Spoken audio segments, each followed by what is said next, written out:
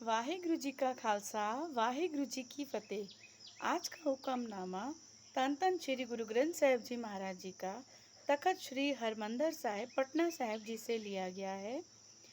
गुरु जी फरमान करते हैं, राग सोरठ बाणी कबीर जी की। क्या पढ़िए क्या गुनिए, क्या वेद पुराना सुनिए। पढ़े सुने क्या होई, जो सहज न मिल्यो सोई। पढ़े सुने क्या होए, जो सहज न मिल्यो सोए। अंग 655। यहाँ कबीर जी फरमान करते हैं, मनुष्य को जीव को संसारी जीव को संबोधित करते हुए बोलते हैं, हे गवार। गवार बोला उन्होंने उस जीव को जो वेद पुराणों आदि धार्मिक पुस्तकें खाली पढ़ने और सुनने से क्या लाभ है। वो जीव से प्रश्न करते हैं, हे गवार, तू बता मुझे कि वेद पुराण या जितनी भी धार्मिक पुस्तकें हैं उनको पढ़ने से क्या लाभ है, क्यों पढ़ते हैं हम, उससे क्या फायदा है, हम अपने जीवन में परिवर्तन कैसे ला सकते हैं। खाली सुनने और पढ़ने से कुछ नहीं होता। उस पढ़ने एवं सुनने का क्या फायदा है अगर उससे सहज भाव ही न प्राप्त हो सके। यानी जीवन में हमारे सहज भाव ना आए, जीवन में हमारे नम्रता ना आए, जीवन में हमारे विकारों का अंत ना हो, हमें जीवन में आर्ट ऑफ लिविंग ना आए, जीवन जीने का तरीका ना आए। ऐसी धार्मिक पुस्तकें या ऐसे वेद पुराण पढ़ने का क्या फायदा है। उसके लिए उनको अपने जीवन में उतारना बहुत ज़रूरी है, ताकि आपके जीवन में उसका लाभ और परिवर्तन आए। यहाँ कबीर जी बोलते हैं कि जब तक इन धार्मिक पुस्तकों को अपने जीवन में नहीं उतारेंगे, हम इनके ऊपर अमल नहीं करेंगे, तब तक हमारे जीवन में परिवर्तन आ ही नहीं सकता। खाली सुनने सुनने से कैसे होगा काम। आपको भूख लगी है अगर, और थाली पूरी जो है भोजन की वो पूरी सज के आपके आगे पड़ी हुई है, आपको भूख लगी है बहुत तेज, तो खाली जो थाली पड़ी हुई है वो पड़े पड़े क्या कर सकती है, आपकी भूख थोड़ी मिटा सकती है। जब तक आप उस थाली में से निवाला तोड़ के अपने मुंह में नहीं डालेंगे, अपने पेट में नहीं डालेंगे, तब तक आप अपनी भूख को नहीं मिटा सकते।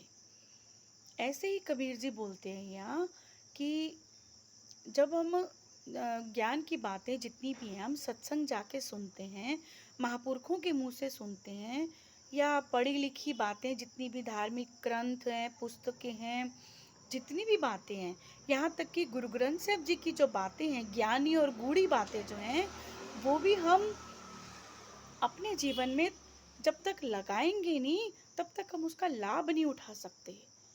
जैसे कि सामने थाली पड़ी हुई हमारी भूख नहीं मिटा सकती जब तक हम उसको खाएंगे नहीं, ऐसे ही जब तक वो सारी बातें हम अपने जीवन में अप्लाई नहीं करेंगे, उसके लिए हमें क्या करना पड़ेगा।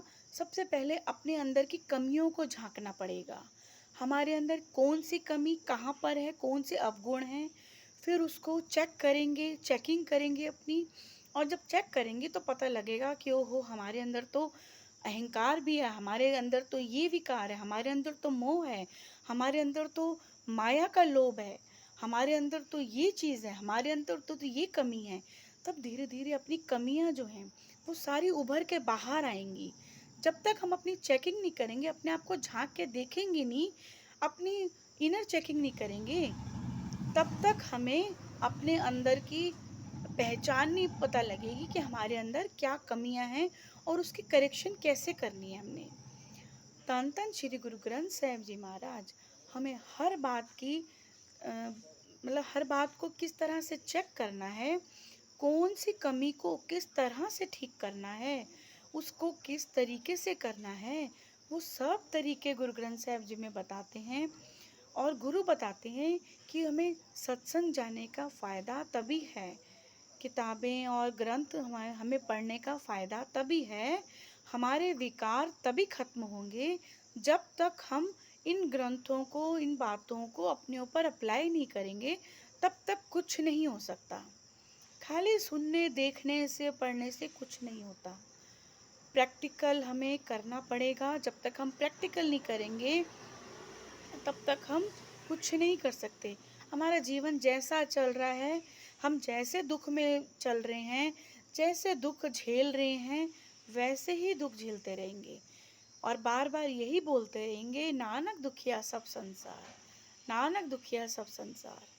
पर उसके आगे की जो बाणी की पंक्ति है, जो गुरु ने अगर ये बताया है कि नानक दुखिया सब संसार, कि सारे संसार में दुख भरा पड़ा है, हर किसी को कुछ ना कुछ दुख है, पर गुरु नानक देव जी ने उसका रिप्लाई भी दिया है, उसका उसका ट्रीटमेंट भी बताया, उसका जवाब भी बताया, उसका सोल्यूशन भी बताया है।